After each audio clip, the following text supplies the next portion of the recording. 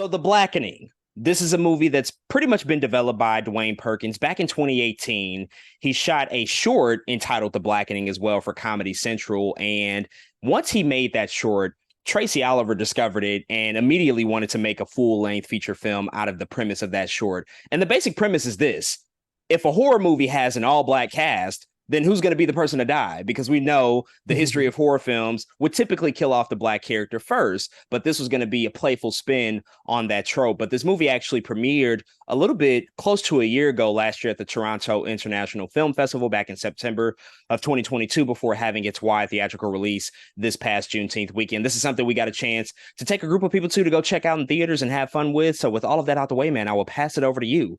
What did you think about The Blackening?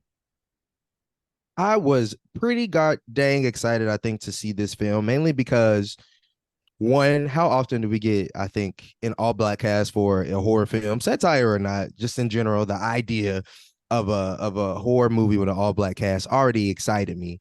Not only that, but I really enjoy pretty much the whole cast that they brought together in separate projects, whether it's the Cinqua Walls or the Yvonne Orji. We've seen these actors and actresses all over the place in Hollywood in different projects, and I usually enjoy them, even though low-key, I think Cinqua Walls has a terrible agent. The man is never in like a great movie ever, but I still know he's talented and a good dude. And so again, seeing all these people in this movie also had me excited because they are talented people. And so going into the movie, man, we got a little group together. We went to go see the film. And I will say, I think the movie does reward viewing as a group. You know, I couldn't imagine watching this movie by myself, not with my friends, not with other black people, not being surrounded, I think, by jokes that we can just laugh at each other or look at each other and understand. And so I give this movie points for that. I also give this movie points for, I think, trying to do something different while playing on the tropes that is being black characters in horror films. I think that's a cool idea.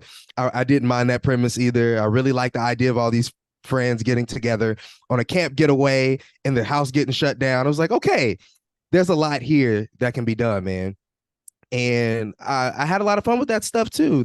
You're going to laugh at least a couple times. There's some really good humor in here, but this movie suffers from something, and I don't know what to call it. In my mind right now, I'm calling it the Kenya Barris effect.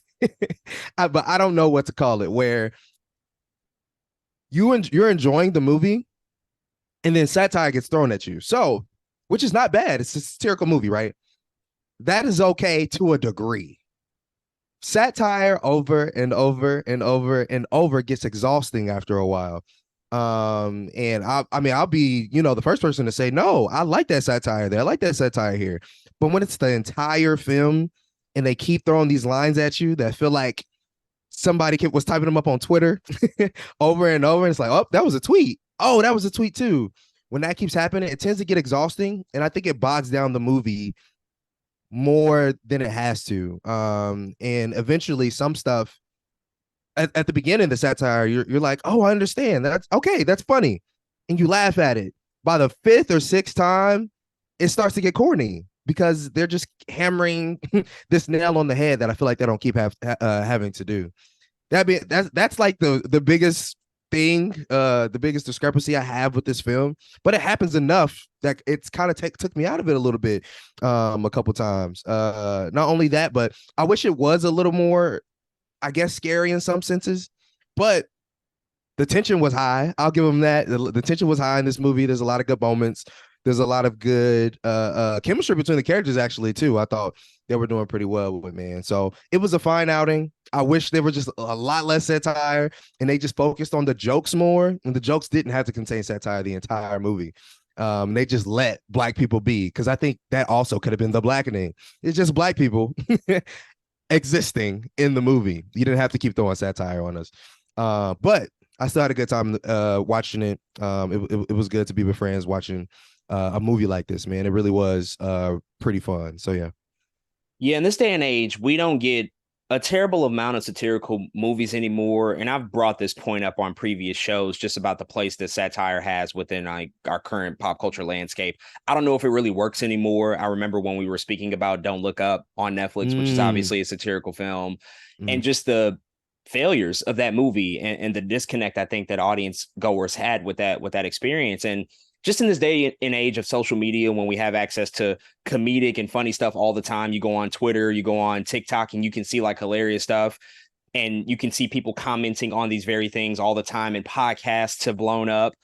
All of that sort of, I think, has removed the elements of importance that satire used to have within movies in particular, because going to see The Blackening, this very much reminded me of what Scary Movie used to be and what that used to represent with like the Wayans Mhm. brothers, you know, when they were at the height of their filmmaking powers and they were putting out satirical films, really riffing and taking down all genres. But Scary Movie was pretty much the most successful. And it started to examine a lot of the tropes that we had become accustomed to in scary movies, not only just for Black people, but just in general, especially after the slasher craze of the late 90s. And those movies at that time, they really, really worked until they, you know, sort of ran the formula into the ground. And then you started to get those trash, terrible spinoffs like Epic Movie and Superhero Movie, all that Teen just movie. teen movie, just terrible shit. Right. And so satire and comedy have just not really existed in a really strong, predominant way in such a long time. So The Blackening, I think, is a fresh take on examining those different tropes and examining what it's like to be a Black person stuck in the middle of a horror film in the modern age. And I enjoyed a lot of the film more than I thought that I would, because going in, I had some low expectations, if I'm being honest, just based off of the trailer and the marketing. But what I will say, I think there's a couple of things that sort of draw back and are to the detriment of The Blackening. One, the satire and the tropes that are introduced in the script aren't 1,000% relevant anymore. I think that some of the Mhm. things that they pulled from have been conversations that we've seen on social media and on Twitter that we've talked about. We've talked about the relationship between living single and friends. Like that stuff has been brought up 1,000 times Right. over, right? But Mhm. we know that current horror, especially Black horror, sort of occupies a new space. It's more psychological. It's more centered on generational trauma. It's the Jordan Peele effect of what we've seen in movies. And The Right. Blackening doesn't necessarily tackle a lot of that stuff all the time. And I think that that was a huge missed opportunity, just because there's so much commentary that could be said about what we're focusing on as Black artists in today's landscape in terms of horror films, psychological films, all these different experiences that we go to see. The second thing that's a drawback, The Blackening, while I enjoyed certain moments and elements of it, it's just not funny or scary enough. Like it's not either, Mhm. it's not, it doesn't do either of those things enough. I think it could have been scarier and it could have been funnier. And I don't want to give anything away, but if you look at the tagline in the poster for this movie, it says, "We can't all die first." And that very idea sort of takes away some of the emotional tension and stakes that I think could have really benefited this film, just because there are Mhm. certain choices that are made, which you know I somewhat like, but there are certain choices that are made that ultimately prevent it from becoming and stepping over that line to be to you know sort of enter into a new gear to really you know pump up the action, the tension, all the threats that loom in the background. I think that it could have used a little bit more of that, but because of the design of this film and what they were setting out to do, they were kind of prevented from doing that. And so I think that that might have harmed it in the long run. But all that being said, I have to agree that seeing this with other people is the benefit of watching a movie like this. You will have more fun. You will hear and notice things that, again, we've talked about on social media many times over. We've seen these conversations come up, and the writing is actually kind of witty at particular moments throughout the film. I Mhm. actually do want to shout out Tracy Oliver and Dwayne Perkins. Like a lot of the writing worked for me more so than I thought it would.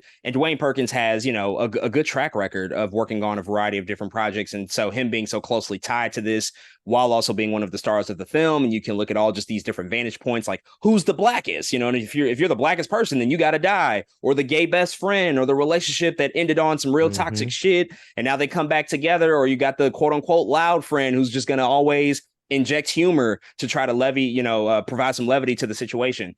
I think all those things really work for, but a lot of it is kind of, you know, sort of it's kind of pulling away from just the tension that you would want to have as a part of a horror film, and also just like the relevancy of what they're talking about isn't always there. I think that there's more relevant material that they probably could have injected into the movie and actually added to the story to have a little bit more of a fruitful conversation about just like the state of Black horror and characters and all that stuff. So ultimately, pretty successful. I think it works for the most part. I would be interested to see other projects like this, though. I think that there is room for this. Yeah. There is space to have more opportunities to talk about these different types of things, to examine these topics, and to do so in a comedic way, because everything doesn't always have to be so serious. And I actually do appreciate the Blackening for providing some levity just to this whole conversation as it exists in our current pop culture landscape. So, folks, those are all of our thoughts about the new film, The Blackening. If you've checked out this movie, definitely hit us up and let us know what you think.